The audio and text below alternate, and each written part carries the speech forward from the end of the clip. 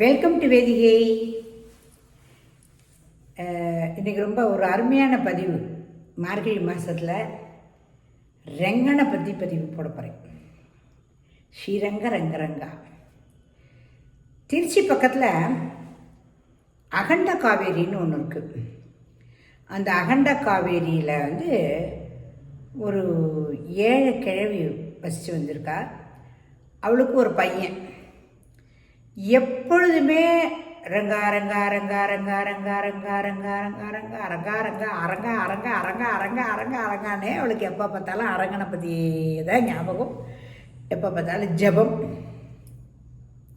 இவளோட பையன் என்ன பண்ணுறான், மாடு மேய்க்கிறதுக்கு காலத்தால போவான்.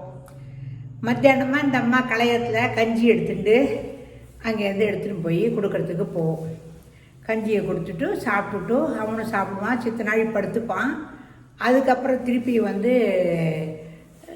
கொஞ்ச நாள் இருந்துட்டு அந்த பாத்திரத்தெல்லாம் அலம்பிட்டு அவள் எடுத்துகிட்டு போயிடுவோம். எங்கள் வீட்டுக்கு எடுத்துகிட்டு போயிடுவோம். சரியா?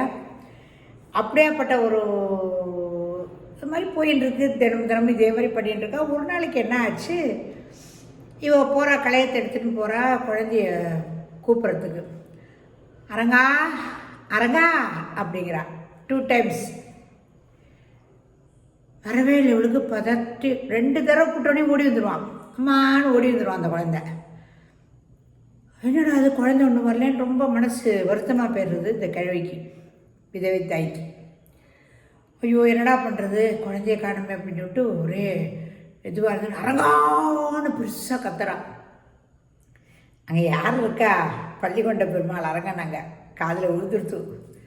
ஐயோ நம்ம பக்தை கூப்பிட்றாளேன்னு சொல்லிட்டு அடிச்சு கட்டின்னு ஓடி வரார். எப்படி வரார், இவனோட வேஷத்துலேயே அரங்கனோட வேஷத்துலேயே வரார். வந்த உடனேயும் என்னடா இத்தனை நாள் இன்றைக்கி இவ்வளோ நாள் கூட்டதுக்கப்புறம் வந்திருக்க நீன்னு சொல்லிட்டு, அம்மா எனக்கு பசிக்கிறது பேசினுக்காது, எனக்கு ஏதாவது குடும்பம் சீக்கிரம் குடும்பம் அப்படிங்கிறார். யார், திருமால், உண்மையான அரங்கன் ரங்கநாதன். இந்தடா குடிடான்னு சொல்லிட்டு குடிக்க சொல்லிட்டு தானும் அந்த கஞ்சியை குடிச்சிட்டு, ஏன்டா தினமும் படுத்துப்பியே, இன்றைக்கி என்ன படுத்துக்காம நீ மட்டும் கிளம்பி போகிற, வரையமான்ட்டு போகிறான். டெய்லி படுத்துப்பியே, இன்றைக்கி என்ன சீக்கிரம். ஆமாம் தினமும் படுத்துட்ருக்கேன், நீ கொஞ்சம் வேலை. ஆமாம் ஏன்டா இன்றைக்கி லேட்டு அப்படின்னு கேட்குறான். ஐயோ அதுக்கு என்ன பண்ணுறது, ஒரு பசுவோட கன்று மாட்டின்னு விடுதோ, அதை கொண்டு போய் அவள் அம்மாட்ட கொண்டு போய் சேர்த்துட்டு வந்தேம்மா, இன்னும் கொஞ்சம் வேலை இருக்குது எனக்கு, நான் போயிட்டு வரேன்னு சொல்லிட்டு கிளம்பி போகிறேன். உடனே சரின்னுட்டு கொஞ்ச நாள் சரி நம்ம கிளம்பலாங்கிற போது இங்கே நிற்கிறான். யார், உண்மையான மகன்றான் அரங்க நிற்கிறான். நின்ன உடனே ஐயோ தானே, ஏன்டா இப்போ தானேடா வந்துட்டு போனேன், இப்போ நிறைய வேலை இருக்குன்னு போனேன், இப்போ எதுக்குடா நீ வந்திருக்க திருப்பியும் அப்படின்னு கேட்டபோது, நான் எங்கம்மா இப்போ தான்மா வரேன், எனக்கு பசிக்காதுமா அப்படிங்கிறான். இப்போ தானே கஞ்சி குடிச்சியே. நானா குடித்தேன்? ஆமாண்டா நீ தான்டா குடிச்ச, போமா எனக்கு பசிக்கிறது, வெறுப்பேத்தாத அப்படின்னு சொல்லிட்டு, இல்லைடா கண்ணு நிஜமானுமே இங்கே பாரு, கஞ்சி கலையத்தில் கூட மிச்சத்தை நான் குடிப்பேன்டா, இப்போ கூட குடிச்சிட்டேன்டா, மாதிரி ஏதோ தப்பு நடந்திருக்கு, சரி நாளைக்கு பார்ப்போம், திருப்பியும் யார் இதை மாதிரிலாம் பண்ணான்னு பார்ப்போம் அப்படின்னு சொல்லிட்டு நான் ஒளிஞ்சிக்கிறேன். நாளைக்கு மரத்துக்கு பின்னாடி ஒளிஞ்சிக்கிறேன், நீ எப்பொழுதும் போல் கலையத்தோடு வா, வந்து கூப்பிடு. நான் கூப்பிட்ட உடனே நான் பார்க்குறேன், யார் வராங்கிறத பார்க்குறேன், அதுக்கப்புறம் இருக்குது அவனுக்கு அப்படின்னு சொல்லிவிட்டு அடுத்த நாளைக்கு வரான். அடுத்த நாளைக்கு வரும்போது என்ன ஆகுது, அரங்கா அரங்கா அப்படின்னு கூப்பிட்றான் 2 தடவை. 3ஆவதுலேயும் கூப்பிடுறான்.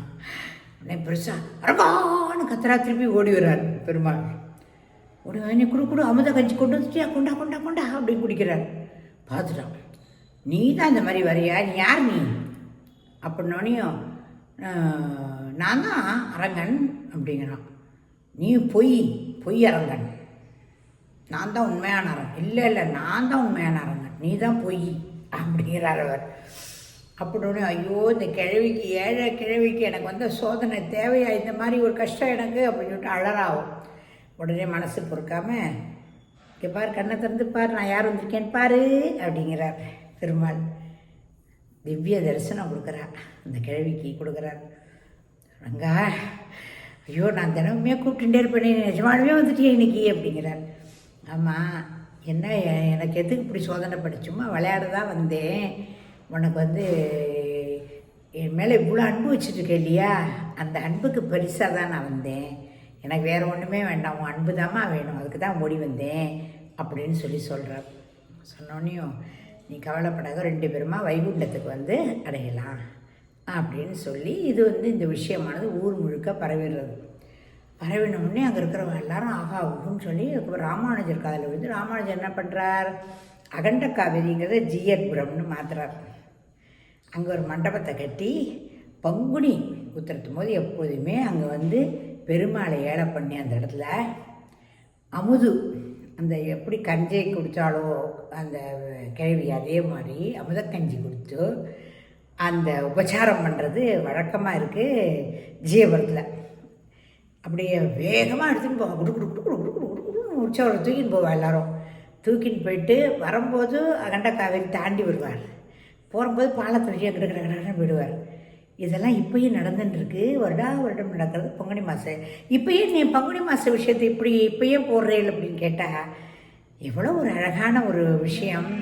இந்த ரெங்கனை பற்றி நம்ம சொல்கிற போது கண்டிப்பாக நம்ம வந்து இந்த அதுவும் மார்கழி மாதத்தில் ஸ்ரீரங்க ரங்க ரெங்கா ஸ்ரீரங்க காவேரி ரங்க ரெங்கா காவேரி ரங்க ரங்கா ஸ்ரீரங்க கைலாச ரங்க ரங்கா வைகுண்ட ரங்க ரங்கா அகண்ட காவேரி ரங்கன்.